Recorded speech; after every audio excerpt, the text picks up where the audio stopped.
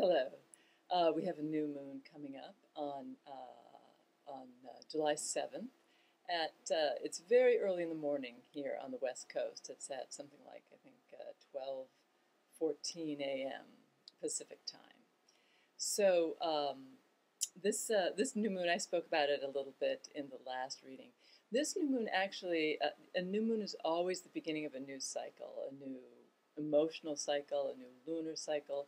The moon represents our emotions, our subconscious, our connections to groups of people too, and how we nurture ourselves. So at the new moon, it's also always a good time to begin something, or it's an important beginning phase. And at the full moon, it reaches culmination, and then wanes until the next new moon. As I said at the full moon astro update a couple of weeks ago. This new moon actually has some lovely aspects, some really, really lovely aspects. There's a number of planets in Cancer, obviously the sun and the moon, and Mercury retrograde at the same position as the sun and the moon, which, certainly strengthens the Mercury retrograde, a much maligned aspect, but also really fits into some of the things going on. And Jupiter, too, the planet of benefits, is in Cancer as well. And these four planets make a positive aspect called a grand trine to Saturn in Scorpio and to Neptune in Pisces. So this is a really powerful, soothing, creative, emotionally rejuvenating. It's good for love, for romance, for just having fun. There's a powerful emphasis on home and family and kind of going within.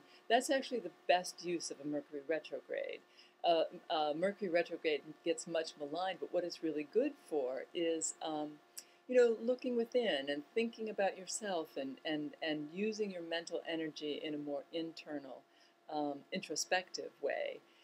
One can get into problems trying to be active or scheduling or, don't sign contracts. You still shouldn't sign contracts under the Mercury retrograde if you can avoid it. Although, as always, if you have to, you have to. So this sounds great, right? There's the grand trine, which is a rare aspect. It's really wonderful. If you're a water sign in particular, which would be Cancer, Pisces, or Scorpio, this is especially good for you. However, and there's always a however, in opposition to this is Pluto in Capricorn.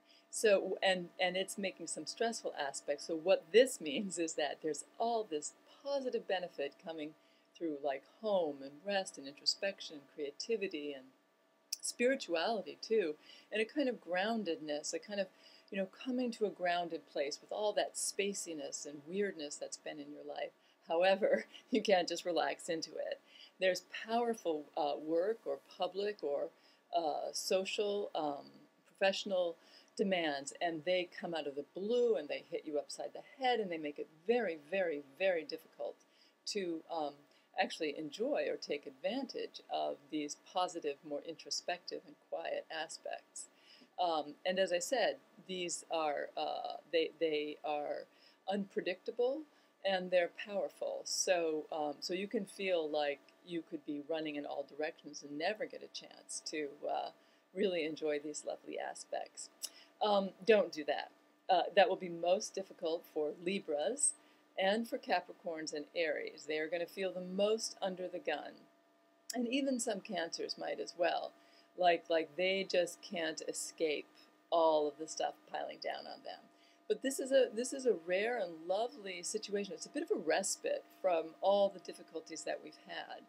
And while those difficulties continue, and depending upon your sign, and also some depending generationally upon your age, you'll have an easier or harder time with relaxing. But it's very important to try to take the time to relax, reconnect, do something creative or fun, connect to your family or whatever family you feel connected to, and to just really go within. It's a good time to ground yourself in the face of all the spaciness or weirdness that's been going on in your life. And it's a very good time for spiritual practice, which means it's a good time to come to an understanding about your life and a little bit more of a calm and approach to it with more equanimity. The reason why it's so important to take advantage of it is that as we approach the full moon, by the full moon things have kind of switched, and it's even harder to have that time at home. In fact, there's a much more powerful emphasis on being out there in the world and doing things. Mercury has gone direct. It's time to get moving. There's a lot of focus on taking action, and there's still some stress between that and finding the balance between maintaining the kind of equanimity that you may have found early on in this moon cycle as you're pushed to get going. So do your best to enjoy the benefits of a truly lovely and rejuvenating period that may seem fallow in terms of productivity in the marketplace or in the public, but is really lovely and can bring emotional stability and warmth and nurturing into your life. All right, have a great couple of weeks, and I'll talk to you soon. Bye. Hi, I have a correction to make.